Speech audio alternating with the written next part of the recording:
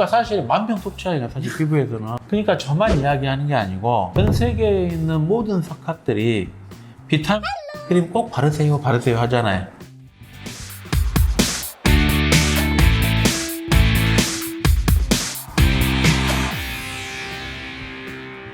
수술은 깊은 곳을 한다고 했잖아요. 세게 우리가 처진다는 거는 깊은 곳에서 처지는 거예요. 뼈라든지 뼈에 붙어있는 근육인데 거기 안에 있는 지방 주머니 이런 것들이 처지는 거니까 그걸 수술을 하는 거고, 노화라는 게 처지는 것만 있는 게 아니잖아요. 피부와 피부 밑에 있는 진피층의 노화는 저희가 요거는 스스로 해결할 수 있는 게 아니거든요.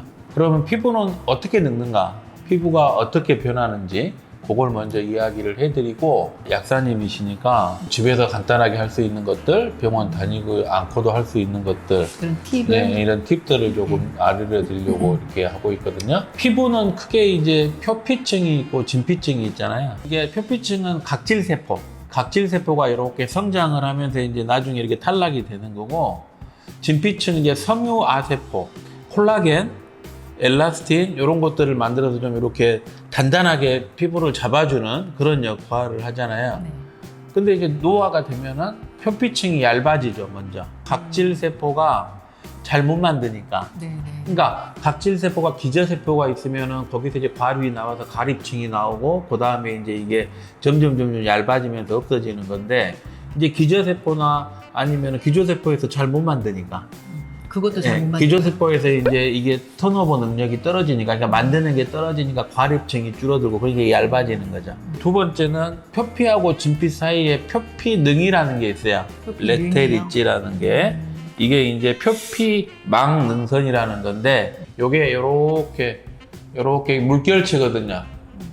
그러면서 이게 두께를 해주는데 요게 얇아져요. 이런 것들을 복구해주는 게 이제 항노화거든요. 그리고 이제 세 번째는 이제 진피층. 어떤 그런 콜라겐들을 우리가 더 생성시키게 하기 위해서 여러 가지들을 치료를 하잖아요. 그래서 돈 엄청 들어가는 거잖아요. 그게. 네. 콜라겐이 줄어들고, 엘라스틴도 줄어들고, 그리고 콜라겐과 엘라스틴 사이에 있는 우리 그 히알루로닉 액시드, 요게 이제 수분을 머금어 주는 것도, 요것도 이제 날아가는 거죠. 이제 진피층도 얇아지고 약해지는 거죠. 이제 복원시키는 방법이 두 가지가 있대요.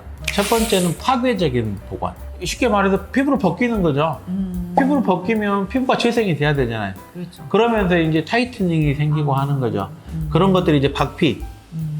그죠? 네. 박피도 파괴적이잖아요. 그 다음에 우리가 많이 하는 레이저. 레이저도 결국 열을 주는 거잖아요. 그것도 파괴예요. 파괴지. 파괴하지 않는 것도 있죠.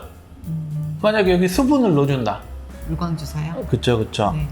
그 다음에 이제 자외선 차단제도 결국에는 이게 파괴적인 건 아니잖아요. 아니고, 더 나빠지는 그렇죠. 거를 막아주는 거니까 결국에 자외선이 가장 큰 주범이니까. 오늘 이야기의 사실은 주제인데, 비타민 A 한방 해결할 수 있는 게 사실은 레티놀이잖아요. 원래 그렇죠. 레티놀이 처음에는 원래 여드름 여드름 치료제로 약. 원래는 만들었거든. 네.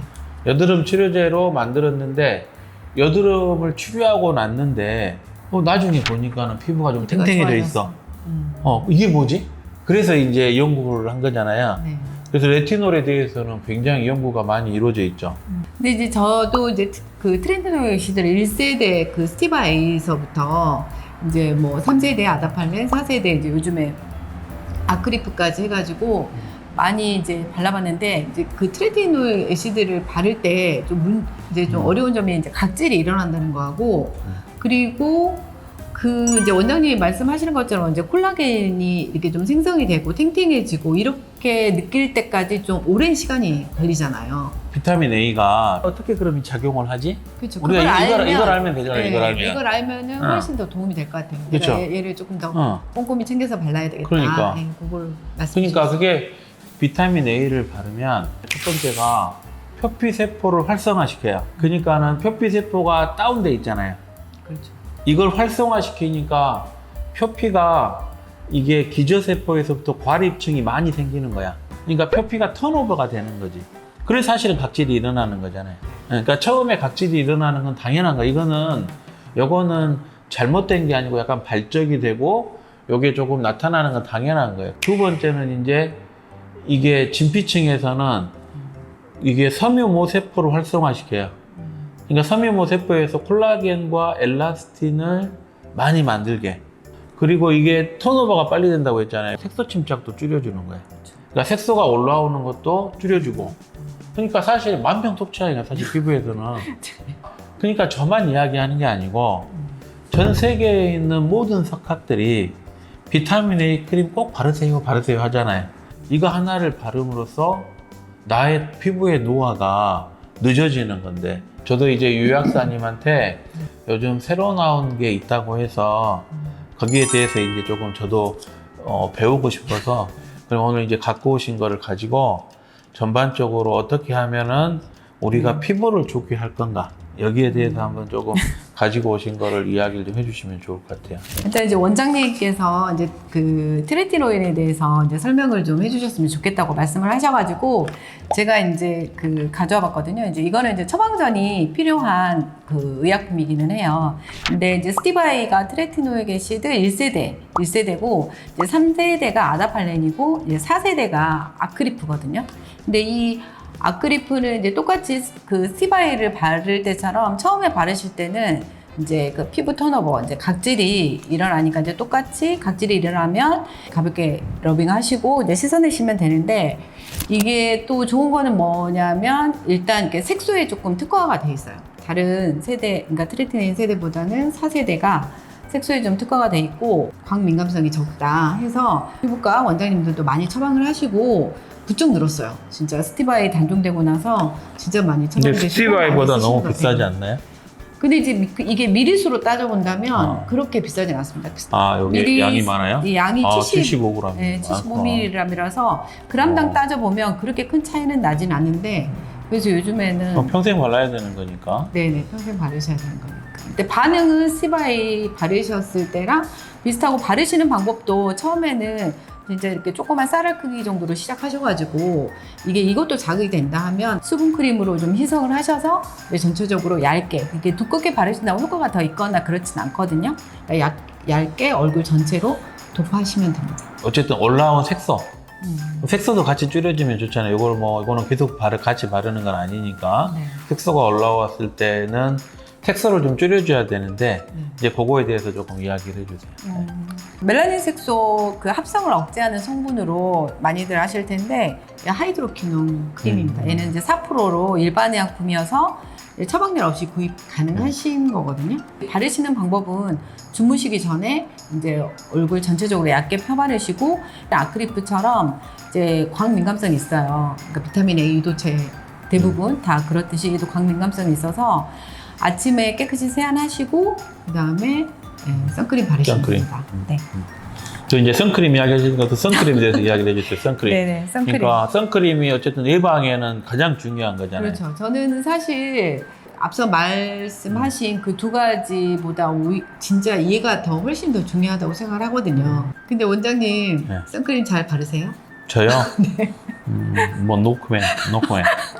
보통 2+는 조금 약하고 3+ 그 이상 되는 그걸 고르시면 되고, 얘도 보면 SPF 50이거든요. 우리나라에서는 50 이상. 근데 50 플러스라고 써졌으니까는 사실은 그 이상이죠. 그 이상이라는 네네, 거죠. 맞아요. 그리고 이제 PA는 UVA를 차단하는 지수거든요. 그렇죠. 이거는 이제 3 7 플러스 오버만 되면은 요거는 괜찮습니다. 그러면은 4 플러스면은 좋은 거네요. 네네네. 이제 또 그 중요한 거는 이제 자외선 차단제는 2시간마다 한 번씩. 어떻게 2시간마다? 이제 차단 효과를 내려면 이제 사실 한 번 바르고 이제 안 바를 정도로 바르려면 얼만큼을 발라야 되냐면 500원짜리 동전 하나만큼 발라야 돼요. 그러면 이제 이게 진짜 많은 거거든요. 생각보다 양이 정말 이게 가부키가 됩니다. 그걸 전체적으로 다 바르면. 그래서 사실은 이제 여자분들 같은 경우는 화장을 하셔야 되기 때문에 그렇게 바르기가 힘들잖아요. 그러니까 이게 한 4분의 1 정도 바르는 것 같아요. 저 같은 경우도 4분의 1 정도 바르는데, 대신 이제 그 자외선 차단되는 시간이 짧아지니까 보통 내가 이제 2시간마다 한 번씩 바른다 이렇게 생각하시고 자주 덧발라주시는 게 중요합니다. 그 다음에 이제 어쨌든 노화가 조금 덜 되려면 안티옥시던트도 필요하잖아요. 그렇죠. 그러니까 이제 비타민 C나 비타민이 이런 것들은 어떻게 하는 게 좋나요? 이게 먹는 게 좋나요? 아니면 바르는 게 있나요? 가장 대표적인 항산화제는 이제 비타민 C를 그렇죠. 주로 비타민 C. 말씀하셨잖아요. 그러니까. 이제 비타민 C는 바르는 것도 있고 먹는 것도 있어요. 둘 중에 뭐 어느 게 더 좋냐 이렇게 물어보시면 사실 대답하기가 좀 곤란하고 두 개 다 중요한데 왜냐하면 이제 바깥에서 이제 바르는 것도 중요하긴 한데 그게 이제 피부 안까지 사실 흡수되는 데는 한계가 있잖아요. 밖에서 바르는 거 플러스 먹어서 사실 효과를 바르는 것도 있나요, 그러면? 바르는 것도 있습니다. 그러니까 그 비타민 C를 같이 바르면 좋다고 네, 하더라고. 맞아요.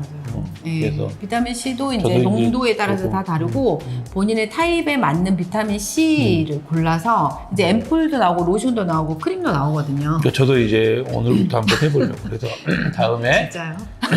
이제 찍을 때는 제 얼굴이 어떻게 변해 있는지 네. 그걸 조금 이제 독자들한테 보여드리려고. 네, 기대하겠습니다. 네, 네, 저도 그래도 좀 해보려고요. 다른 항산화제 이제는 비타민 E가 있는데 E도 E는 사실은 이제 저 같은 경우는 먹는 거를 저도 계속 먹죠, 뭐. 네, 계속 먹고 먹는 있어요. 게 있는데 이제 뭐 400단 있고 1000단이 있는데 이제 그거는 이제 드시는 걸로 드셔주시면 좋고 사실 비타민 E는 캡슐로 돼가지고 이게 가위로 자르면 사실 잘려지거든요. 저는 그거를 도포도 합니다, 피부에.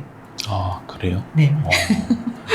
지금까지 이제 화장품이나 이런 거에 따면 마이크로 니들이라고 하잖아요. 네네. 뚫어서 안에 약도 좀 침투가 잘 되게 하지만 약간은 파괴적인 거죠. 이게 어쨌든 피부가 그렇죠, 이제 재생되게 만드는 플러스가 건데. 돼요. 파괴도 하고 보충도 하고. 그렇지. 네네. 그거에 대해서 이제 집에서 할 수 있는 꼭 가까우셨으니까 한번 이야기를 네, 해주세요. 네. 예. 집에서 제가 이제 한 3개월 정도를 해보고 그 병원에서 맞는 리쥬랑 못지않은 그 효과를 이제 원장님도 저한테 직접 잔주름이 진짜 많이 없어졌다 이렇게 말씀도 많이 해주시고 하셔가지고 저희 이제 구독자분들께 이제 그것에 대해서 설명을 해드리려고 합니다. 네.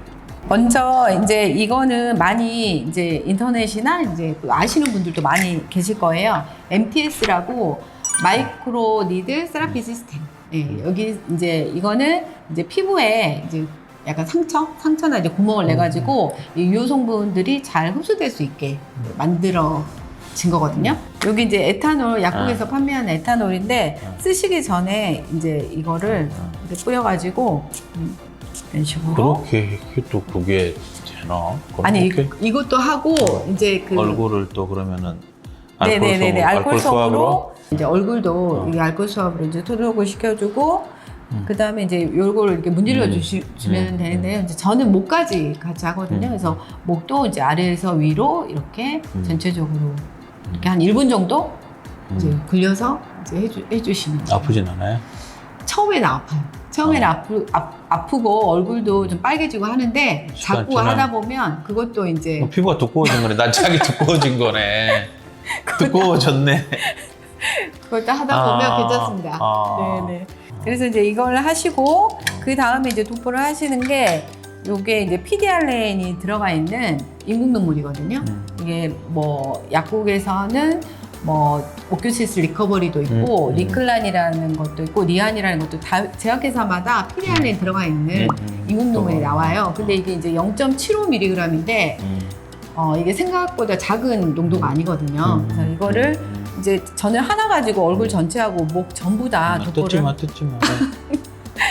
하거든요. 그래서 이제 이 얼굴 다 도포하고 그다음 이제 목까지 도포를 합니다.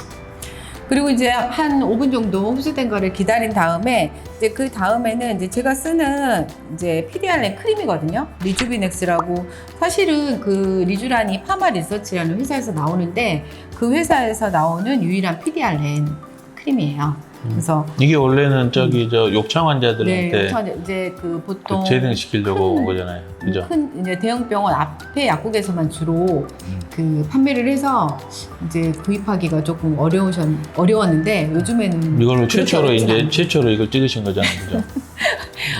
요즘에는 리주베넥스. 그렇게 힘들진 않다고 합니다. 근데 이제 여기에는 PDRN 0.8mg이 들어있거든요. 그러니까 여기 0.75, 이거 0.8 해서 두 가지를 도포를 하면 이제 또 농도가 더 높아지는 거죠. 그래서 이것도 사실 너무 두껍게 바르실 필요 없이 본인의 피부 타입에 맞게 내가 일주일에 한 번만 했는데도 조금 그 다음에 할 때 뭔가를 발랐을 때 피부가 따갑다 하면 아직 재생이 안 된 거니까 2주에 한 번씩 하셔도 되고 일주일에 한 번씩 하셔도 되고 또 젊은 친구들은 일주일에 3번도 하더라고요. 다른 거는 다 몰라도 비타민 A 크림과 저기 자외선 차단제는 이거는 참 좋은 거거든요. 요거만 꾸준하게 발라주시면은 아마 나중에 10년, 20년 후에 아마 아실 거예요. 아, 그 사람이 그렇게 이야기했는가.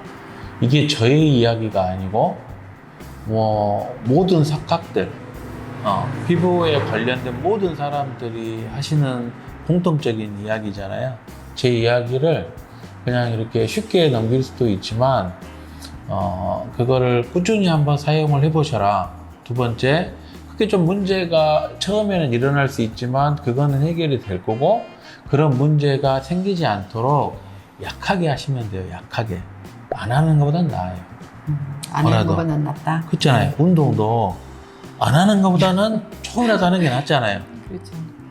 이것도 마찬가지야. 처음 시작이 사실은 중요하니까 시작을 꼭 해보셨으면 좋겠어요. 네. 네.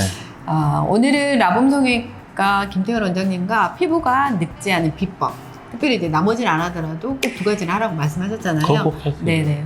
그것만 꼭 기억하셨으면. 저도 다음에 이제 보여드릴게요. 네. 하고 나서. 네. 네, 다음에 또 네. 원장님 애프터의 모습을 기대하도록 네. 하겠습니다. 네. 오늘 영상도 좋으셨다면 구독. 좋아요 부탁드리겠습니다. 네, 감사합니다. 감사합니다.